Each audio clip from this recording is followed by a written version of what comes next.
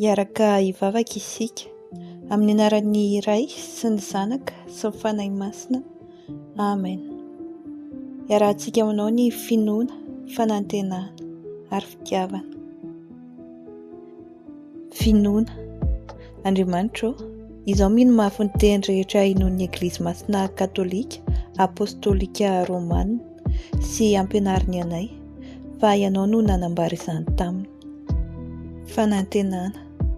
Andriamanitra, izaho miankina amin'ny teninao sy amin'ny soa nataon'i Jesosy Kristy, ka manantena ny fitahinao etỳ an-tany sy ny fahafinaretana any an-danitra aho raha manaraka ny didinao. Fitiavana. Andriamanitra, izaho tianao amin'ny foko manontolo ambonin'ny zavatra rehetra, satria tsara indrindra ianao ka tokony ho tiana indrindra. Izaho tia ny namako tahaka ny tenako noho ny fitiavako anao.